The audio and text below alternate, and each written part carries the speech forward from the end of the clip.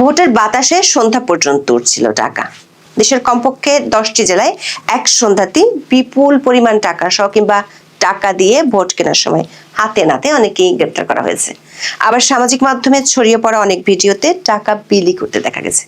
ঐতিহাসিক নির্বাচনের আশ্বাস দেয়া নির্বাচন কমিশন অবশ্য এসব ঘটনার বেশিরভাগ ক্ষেত্রেই সন্ধানে চেয়েছিল। সন্ধ্যা পেরিয়ে রাত গড়াতে গণমাধ্যমের খবরে আর সোশ্যাল মিডিয়াতে ছড়িয়ে পড়ছে ভোট কেন্দ্রের ভেতর ঢুকে ব্যালট পেপারের সিল মেরে বাক্সে ভরার মিশন। এমনকি ভোট হওয়ার আগে পাওয়া গেছে এজেন্টের স্বাক্ষরিত ফলাফল বা রেজাল্ট শিট উদ্ধারের ঘটনাও ঘটেছে। রাত বাড়তে সহিংসতার মাত্রাও বাড়ছে। বেশ কয়েকটি আসন থেকে কেন্দ্র দখলের অভিযোগের ভিডিও ছড়িয়ে পড়ছে সামাজিক যোগাযোগ মাধ্যমে। সূত্রগুলো বলছে, সন্ধ্যার পর থেকে এসব ঘটনায় চিন্তিত নির্বাচন কমিশন ও যমুনার দপ্তর। যে মাত্রায় টাকা ছড়ানো আর ভোটের আগে ভোট হয়ে যাওয়ার খবর ছড়াচ্ছে, তাতে ঐতিহাসিক নির্বাচন প্রশ্নের মুখে পড়তে পারে এমন আশঙ্কায় পেয়ে বসেছে সরকারের শীর্ষ মহলকে। নির্বাচন কমিশনের দুশ্চিন্তা হলো 55 থেকে 65% ভোট কাস্ট করার যে মিশন নিয়ে ইসি নেমেছিল, বর্তমান পরিস্থিতিতে সেটি দুরাশা হয়ে যেতে পারে। অন্যদিকে সরকারের দুশ্চিন্তা হলো আওয়ামী লীগকে নির্বাচন থেকে বাদ দেওয়ার কারণে এমনিতেই এই নির্বাচনের গ্রহণযোগ্যতা নিয়ে বিদেশি রাষ্ট্র ও সংস্থার পর্যবেক্ষকদের বিরাট প্রশ্নের মুখে পড়তে হয়েছে। বিকেলেই বিদেশি প্রতিনিধি ও সাংবাদিকদের প্রশ্নের মুখে পড়ে নির্বাচন কমিশন কোনো রকমের ছন্নছাড়া জবাব দিয়ে পার পেয়েছে। কিন্তু সন্ধ্যা হতে না হতেই পরিস্থিতি এতটা খারাপ হয় যে এখন সরকার ও ইসি পড়েছে মহা দুশ্চিন্তায়। এমন পরিস্থিতি যদি সরকারের মিত্ররাই নির্বাচনের টাকার খেলা ও রাতের ভোট করে ফেলে, তাহলে অধ্যাপক ইউনূস ও তার প্রশাসনের মুখ দেখানোর ফুসরত থাকবে না। ঝিনাইদহ 4 কালীগঞ্জ ও সদরের আংশিক আসনের সলিমুন্নেসা বালিকা বিদ্যালয় কেন্দ্রে দাঁড়িপাল্লা প্রতীকের এজেন্টের স্বাক্ষরিত 23টি রেজাল্ট বা ফলাফল শিট উদ্ধার করা হয়েছে। 11 ফেব্রুয়ারি বুধবার রাত 8টার দিকে কালীগঞ্জ পৌরসভার 5 নম্বর কেন্দ্র সলিমুন্নেসা মাধ্যমিক বালিকা বিদ্যালয় কেন্দ্রে এই ঘটনা ঘটে। এই কেন্দ্রের প্রিজাইডিং কর্মকর্তা হিসেবে দায়িত্ব পালন করছেন জনস্বাস্থ্য প্রকৌশল অধিদপ্তরের সহকারী প্রকৌশলী জেসমিন আরা। এই ঘটনার পর কেন্দ্র পরিদর্শন করেছেন এক্সিকিউটিভ ম্যাজিস্ট্রেট সেলিম রেজা, সহকারী রিটার্নিং কর্মকর্তা রিজওয়ানা নাহিদ। এক্সিকিউটিভ ম্যাজিস্ট্রেট সেলিম রেজা জানান, খবর পেয়ে কেন্দ্রে এসে 23টি রেজাল্ট শিট জব্দ করা হয়েছে। সেগুলো ছিঁড়ে ফেলা হয়েছে, নতুন রেজাল্ট শিট তৈরি করার জন্য বলা হয়েছে এবং প্রিজাইডিং অফিসারকে নির্দেশনা দেওয়া হয়েছে। তিনি আরও জানান, দাঁড়িপাল্লা প্রতীকের একজন পোলিং এজেন্ট 23টি রেজাল্ট শিটে স্বাক্ষর করেছে। কেন্দ্রটির প্রিজাইডিং অফিসার জেসমিন আরা বলেন, জিল্লুর রহমান নামের এক পোলিং এজেন্টের স্বাক্ষরিত 23টি রেজাল্ট শিট ছিঁড়ে ফেলা হয়েছে। তিনি এর বেশি কিছু বলতে চাননি। নারায়ণগঞ্জের সিদ্ধিরগঞ্জে একটি ভোট কেন্দ্রের ব্যালট বাক্স ও ব্যালট পেপার প্রস্তুতজনিত অভিযোগ উঠেছে এক প্রিজাইডিং কর্মকর্তার বিরুদ্ধে। ওই প্রিজাইডিং কর্মকর্তা জামাতের একজন সাবেক নেতা। স্থানীয় বিএনপি নেতাকর্মীদের অভিযোগ, প্রিজাইডিং অফিসার মোহাম্মদ বশিরুল হক ভূঁইয়া জামাত ইসলামীর অনুসারী। এই ঘটনার ভিডিও ফুটেজ সামাজিক যোগাযোগ মাধ্যমে ছড়িয়ে পড়লে প্রিজাইডিং অফিসার মোহাম্মদ বশিরুল হক ভূঁইয়ার সঙ্গে স্থানীয় বিএনপি নেতাকর্মীদের বাকবিতণ্ডা এবং উত্তেজনাকর পরিস্থিতির সৃষ্টি হলে যৌথ বাহিনী ঘটনাস্থলে পৌঁছে পরিস্থিতি শান্ত করে। বুধবার সন্ধ্যা 7টায় সিদ্ধিরগঞ্জের সিটি কর্পোরেশনের 8 নম্বর ওয়ার্ডের ধনকুণ্ডা পপুলার হাই স্কুলে এই ঘটনা ঘটে। দেশ টিভিতে প্রচারিত এক ভিডিওতে দেখা গেছে বরগুনা 1 আসনের গগন স্কুল কেন্দ্রে রেজাল্ট শিটে প্রিজাইডিং অফিসার আগাম স্বাক্ষর দিচ্ছেন। এর আগে দিনভর টাকা দিয়ে ভোট কিনতে গিয়ে হাতে নাতে ধরা পড়া কিংবা টাকার বস্তা সহ আটক হওয়া খবরে সংবাদ মাধ্যম আর সামাজিক মাধ্যম ছড়ানো ছিল। দৈনিক মানব জীবনের এক খবরে বলা হয়েছে, সৈয়দপুর, কুমিল্লা, শরীয়তপুর, পটুয়াখালী, সিরাজগঞ্জ, জামালপুর, নারায়ণগঞ্জের সোনারগাঁ, ঢাকার সূত্রাপুরে টাকা সহ জামাতের 12 নেতাকে আটক করা হয়েছে। বুধবার সকাল থেকে সন্ধ্যা পর্যন্ত ভোট কেনার জন্য টাকা বিতরণের অভিযোগে জামাতের এসব নেতাকর্মীকে আটক করা হয়। নীলফামারীর সৈয়দপুর বিমানবন্দরে 74 লাখ টাকার ব্যাগ সহ ঠাকুরগাঁও জেলা জামাতের আমির বিলাল উদ্দিন প্রধানকে আটক করেছে সেনাবাহিনী।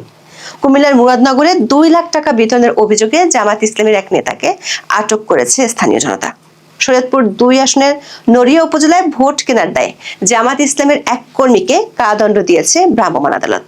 লক্ষ্মীপুর 3 আসনে বিএনপির প্রার্থী শহীদউদ্দিন চৌধুরী এই নির্বাচনী কাজে ব্যবহৃত একটি গাড়ি থেকে 15 লাখ টাকা উদ্ধার করা হয়। বুধবার রাত 8টার দিকে শহরের ঝুমুর এলাকায় তল্লাশি চৌকিতে এই টাকা উদ্ধার করা হয়। এই সময় এনির ব্যক্তিগত সহকারী ও কৃষক দলের জ্যেষ্ঠ সহসভাপতি বদরুল ইসলাম শ্যামল সহ 3 জনকে আটক করা হয়। পরে তাদের ছেড়ে দেওয়া হয়েছে। জামায়াতে ইসলামী নেতাদের অভিযোগ, প্রশাসন ও মিডিয়ার ষড়যন্ত্রে দলটির বিরুদ্ধে অপপ্রচার করা হচ্ছে। দলের একাধিক সূত্রে জানা গেছে, তাদের ধারণা মিডিয়া কুর মাধ্যমে পরিস্থিতি তাদের জন্য আরো শোচনীয় করে তোলা হতে পারে। সূত্রগুলো বলছে, দিনভর এমন খবরে নির্বাচন কমিশন বেশ বেসামাল হয়ে পড়েছে। বিশেষ করে আন্তর্জাতিক পক্ষগুলোর কাছে নির্বাচনের গ্রহণযোগ্যতা নিয়ে বড় ধরনের প্রশ্ন উঠতে পারে এমন আশঙ্কা আছে নির্বাচন কমিশনারদের। এসব ঘটনা ভাইরাল হওয়ার আগেই নির্বাচন কমিশনকে একবার বিদেশি প্রতিনিধি ও সাংবাদিকদের কড়া প্রশ্নের মুখে পড়তে হয়েছিল। প্রথম আলোর খবরে বলা হয়েছে, ত্রয়োদশ জাতীয় সংসদ নির্বাচনে আওয়ামী লীগ অংশ না নেওয়ায় নির্বাচনের ফলাফলের গ্রহণযোগ্যতার উপর প্রভাব পড়বে কিনা সে প্রশ্ন তুলেছেন ঢাকায় আসা একাধিক বিদেশি সাংবাদিক। তাদের এই প্রশ্নের সদুত্তর দিতে পারেনি নির্বাচন কমিশন। তবে নির্বাচনে আওয়ামী লীগের অনুপস্থিতিতে ভোটার উপস্থিতি কমার কোনো সম্ভাবনা দেখছেন না নির্বাচন commissioner brigadier general Abul Fazal Mohammad Sanaullah. কারণ হিসেবে তিনি বলেছেন, আওয়ামী লীগ এই নির্বাচনে অংশগ্রহণ করতে না পারলেও তাদের শরিক দল অংশ নিচ্ছে। নির্বাচনের আগের দিন বুধবার রাজধানীর একটি হোটেলে বিদেশি নির্বাচন পর্যবেক্ষক ও গণমাধ্যম কর্মীদের জন্য নির্বাচন কমিশন সচিবালয় ব্রিফিং এর আয়োজন করে। সেখানে বিবিসির একজন সাংবাদিক নির্বাচন কমিশনের কাছে জানতে চান, নির্বাচন অবাধ, সুষ্ঠু ও গ্রহণযোগ্য করতে উদ্যোগ নেওয়া হয়েছে, কিন্তু একটি গুরুত্বপূর্ণ দল কার্যত নির্বাচনে অংশ নিতে পারছে না, এতে নির্বাচনের গ্রহণযোগ্যতার উপর ছায়া পড়ছে কিনা। বাংলাদেশে এমন মানুষ থাকতে পারেন যারা ওই দলকে সমর্থন করতে চান, কিন্তু আগামীকাল ব্যালট পেপারে তাদের সেই পছন্দ থাকবে না। নির্বাচনের বৈধতা নিয়ে সরকার কি উদ্বিগ্ন নয়? এই প্রশ্নের জবাবে আবুল ফজল মোহাম্মদ সানাউল্লাহ বলেন, এই নির্বাচনের প্রেক্ষাপট ভুলে গেলে চলবে না। যারা মানুষের গণতান্ত্রিক অধিকার কেড়ে নেওয়া সেই নির্বাচনী প্রক্রিয়ার সঙ্গে জড়িত ছিলেন, তারা এখন আইনি প্রক্রিয়ার মুখোমুখি। সে কারণে কিছু সত্তা নির্বাচনে অংশ নিতে পারছে না। তবে এতে ভোটার উপস্থিতি কমবে না, আপনারা আগামীকাল তা দেখবেন। সম্পূরক প্রশ্ন বিবিসির আরেক সাংবাদিক জানতে চান, তাহলে কি আপনি নিষেধাজ্ঞাকে সমর্থন করছেন? জবাবে নির্বাচন কমিশনার বলেন, এটি একটি নির্দিষ্ট প্রেক্ষাপটের বিষয়। জুলাই আগস্ট 2024-এর ঘটনাগুলো ভুলে গেলে চলবে না। অন্যদিকে আওয়ামী লীগকে বাইরে রেখে বাংলাদেশে যে ভোট হতে যাচ্ছে তা প্রশ্নবিদ্ধ হিসেবে মূল্যায়িত হবে বলে যুক্তরাষ্ট্রের এক কংগ্রেশনাল ব্রিফিং এ কেউ কেউ মত দিয়েছেন। বাংলাদেশ জামাত ইসলামীকে সন্ত্রাসী সংগঠন হিসেবে চিহ্নিত করা, গণতন্ত্র মানবাধিকার রক্ষা করতে না পারায় বাংলাদেশের বিরুদ্ধে নিষেধাজ্ঞা আরোপ, সংখ্যালঘু নিরাপত্তায় অনীহা এবং চাঁদাবাজি ধর্ষণে জড়িতদের দায় মুক্তির অভিযোগে ইউনূস সরকারকে কাঠগড়ায় দাঁড় করানোর কথা উঠেছে ব্রিফিংয়ে। বাংলাদেশের ত্রয়োদশ সংসদ নির্বাচনের 3 দিন আগে সোমবার ক্যাপিটাল হিলে এই ব্রিফিং এর আয়োজন করা হয়। শুনানিতে জামাত ইসলামীকে সন্ত্রাসী সংগঠন ঘোষণা করে নিষিদ্ধের পক্ষে মত দেন ওয়াশিংটন ডিসি ভিত্তিক গবেষণা প্রতিষ্ঠান আমেরিকান এন্টারপ্রাইজ ইনস্টিটিউটের জ্যেষ্ঠ গবেষক মাইকেল রুবিন। তিনি মোহাম্মদ ইউনূসকে গণতন্ত্র এবং মানবতার দুশ্মন হিসেবে অভিহিত করেন। নির্বাচন কমিশনের সূত্রগুলো বলছে, যে কোনো পরিস্থিতিতে এই নির্বাচনকে বৈধতা দিতে ইসির টার্গেট হলো ভোটার টার্নআউট 65 থেকে 70% করা, কমপক্ষে 55%-এর নিচে যাতে না নামে সেদিকে খেয়াল রাখা। নির্বাচন কমিশন থেকে সরকার পররাষ্ট্র উপদেষ্টা এই প্রত্যাশার কথা বলেছেন, কিন্তু বুধবার যে পরিস্থিতি দাঁড়িয়ে আছে তাতে সরকারের মিত্ররা এখন নিজেদের মুখোমুখি অবস্থানেই দাঁড়িয়ে। এমন পরিস্থিতিতে সাধারণ ভোটারদের মধ্যে ভীতি ছড়িয়ে গেলে তারা ভোট কেন্দ্রে নাও আসতে পারে।